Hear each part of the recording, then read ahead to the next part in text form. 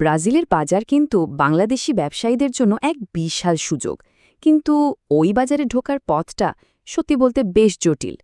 চলুন আজ আমরা এই পুরো বিষয়টাকে একটা সহজ প্রজেক্ট প্ল্যানের মতো করে বোঝার চেষ্টা করি। আর এই কথাটা ব্রাজিলে এক্সপোর্টের ক্ষেত্রে একদম সত্যি। এখানে শেষ মুহূর্তে বুদ্ধি খাটিয়ে কাজ হয় না, বরং যে যত ভালো প্রস্তুতি নিতে পারে সাফল্য তার দিকেই ঝুঁকে পড়ে। আর এটাই হতে যাচ্ছে আমাদের আজকের আলোচনার মূল মন্ত্র। তো আমাদের আজকের আলোচনার উদ্দেশ্যটাই হলো এই পুরো জটিল ব্যাপারটাকে ভেঙে ধাপে ধাপে একটা পরিষ্কার কাঠামোয় নিয়ে আসা, যাতে যে কোনো বাংলাদেশি রপ্তানিকারক অনিশ্চয়তা কাটিয়ে আত্মবিশ্বাসের সাথে ব্রাজিলের বাজারের জন্য পরিকল্পনা করতে পারে। তো চলুন শুরু করা যাক প্রথম ধাপ দিয়ে। আর এটাই কিন্তু সবচেয়ে জরুরি অংশ। অনেকে মনে করে দাম নিয়ে দর কষাকষিটাই আসল কাজ, কিন্তু সত্যিটা হলো আসল কাজটা করতে হয় তারও অনেক আগে। এই ভিত্তিটা যদি ঠিকঠাক না হয়, তাহলে কিন্তু পুরো প্রজেক্টটাই ঝুঁকির মুখে পড়ে যাবে। দেখুন, দাম নিয়ে কথা বলারও আগে কিছু হোমওয়ার্ক করে নেওয়াটা কিন্তু মাস্ট। যেমন আপনার পণ্যের সঠিক এইচএস কোড আর ব্রাজিলের এনসিএম কোড একই কিনা সেটা জেনে নেওয়া, কিংবা আপনার পণ্যটার জন্য ব্রাজিলে কোনো বিশেষ লাইসেন্স বা সার্টিফিকেশন লাগবে কিনা। অনেক সময় দেখা যায় শিপমেন্টের পর বায়ার জানতে পারে যে একটা নির্দিষ্ট লাইসেন্স তো করাই হয়নি।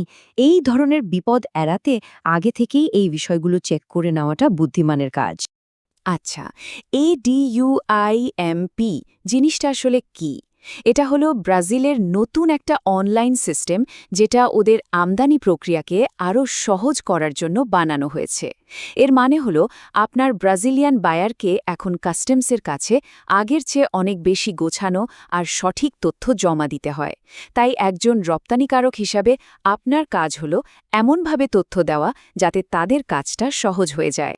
এই যে দেখুন, এখানে দায়িত্বগুলো খুব সুন্দর করে ভাগ করা আছে। বাম দিকে হলো আপনার কাজ, মানে বাংলাদেশের প্রস্তুতি, যেমন আপনার ইআরসি সার্টিফিকেট রেডি রাখা, ব্যাংকের সাথে ভালো সম্পর্ক বজায় রাখা, আর এএসইউ ডিআইকিউআই সিস্টেমে ফাইলিংয়ের জন্য প্রস্তুত থাকা। আর ডান দিকে হলো আপনার ব্রাজিলিয়ান পার্টনারের দায়িত্ব, সঠিক এনসিএম কোড কনফার্ম করা বা কোনো প্রি শিপমেন্ট লাইসেন্স লাগলে সেটার ব্যবস্থা করা। বেশ, ভিত্তি তো তৈরি হলো। এবার চলুন দ্বিতীয় ধাপে যাই। এই ধাপের মূল মন্ত্রই হল নিখুঁত থাকা। একটা কমার্শিয়াল ডিলকে কিভাবে একদম নির্ভুল কাগজপত্রে রূপান্তর করা যায়, সেটাই এখানে মূল ফোকাস। এক চুলো এলিক ওদিক করা যাবে না কিন্তু। এই পুরো প্রক্রিয়াটা কিন্তু একটা নির্দিষ্ট ফ্লো মেনে চলে। প্রথমে চুক্তি ফাইনাল হলো, তারপর সেটার উপর ভিত্তি করে আপনি কমার্শিয়াল ইনভয়েস আর প্যাকিং লিস্ট বানালেন। এরপরেই অ্যাসেকোডা সিস্টেমে এক্সপোর্ট ডিক্লারেশন ফাইল করতে হবে। আর সবশেষে ইএক্সপি ফর্মের মাধ্যমে পুরো বিষয়টা আপনার ব্যাংকের সাথে সমন্বয় করতে হবে। একটা স্টেপের সাথে আরেকটা স্টেপ কিন্তু সরাসরি জড়িত। আর এখানেই আসছে গোল্ডেন রুলটা। আপনার সব ডকুমেন্টে তথ্যের মিল থাকতে হবে। Invoice, packing list, bill of lading সবকিছুতে যেন একই তথ্য থাকে। সামান্য একটু তথ্যের গরমিলও কিন্তু বাংলাদেশে আপনার কাস্টমস ক্লিয়ারেন্সে ঝামেলা করতে পারে, এমনকি আপনার পেমেন্টও আটকে যেতে পারে। এবার আমরা চলে এসেছি একদম ফাইনাল স্টেজে। পণ্য বাংলাদেশে কাস্টমস পার করে জাহাজে উঠে গেল, কিন্তু আসল চ্যালেঞ্জটা হয়তো ব্রাজিলে পৌঁছানোর পরেই শুরু হয়। চলুন দেখি সেই চ্যালেঞ্জগুলো কি কি। অনেকেরই একটা ধারণা আছে যে ব্রাজিলের সমস্যাটা শুধু বেশি ট্যাক্স নিয়ে, কিন্তু না, ব্যাপারটা তার থেকেও অনেক বেশি গভীরে। ওদের কাস্টমস সিস্টেমটা আসলে কমপ্লায়েন্স বা নিয়মকানুনের ব্যাপারে খুবই কড়া।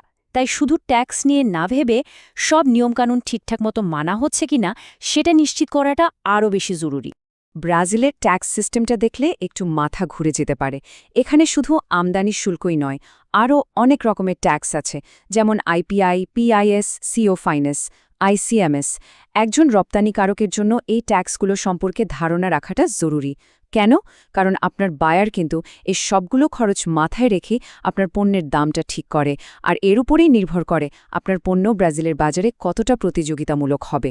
শুধু একবার ভাবুন, চট্টগ্রাম থেকে ব্রাজিলের সান্তোস পোর্টে একটা কন্টেইনার যেতে সময় লাগে কমপক্ষে ৩৪ দিন, এরও বেশি। এই একটা তথ্যই কিন্তু বলে দেয় যে কেন এত আগে থেকে পরিকল্পনা করাটা জরুরি।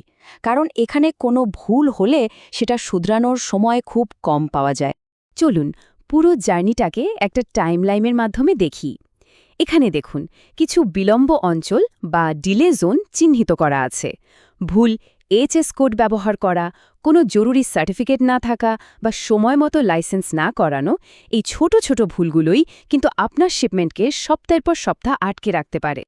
তো এত সব আলোচনার পর চলুন পুরো বিষয়টাকে একটা সহজ চেকলিস্টে নিয়ে আসি। এটাকে আপনার প্রথম ব্রাজিল শিপমেন্টের জন্য একটা প্রজেক্ট প্ল্যানও বলতে পারেন। এই পয়েন্টগুলো যদি মাথায় রাখা যায় তাহলে কিন্তু সাফল্যের পথে অনেকটাই এগিয়ে থাকা সম্ভব। আবারও বলছি, কাজটা শুরু করুন কমপ্লায়েন্স দিয়ে, দাম দিয়ে নয়। আপনার ইআরসি আর ব্যাংকিং প্রস্তুতি যেন একদম ঠিকঠাক থাকে। ডকুমেন্টেশন হতে হবে নিখুঁত, আর অবশ্যই আপনার বায়ারের সাথে ডিইউএম আর ব্রাজিলের ট্যাক্স সিস্টেম নিয়ে খোলাখুলি কথা বলুন। তাহলে শেষ প্রশ্নটা এটাই, আপনার প্রথম শিপমেন্টটা কি শুধুই একটা ইচ্ছা নাকি একটা গোছানো প্রজেক্ট প্ল্যান? উত্তরটা কিন্তু আপনার প্রস্তুতির উপরেই নির্ভর করছে।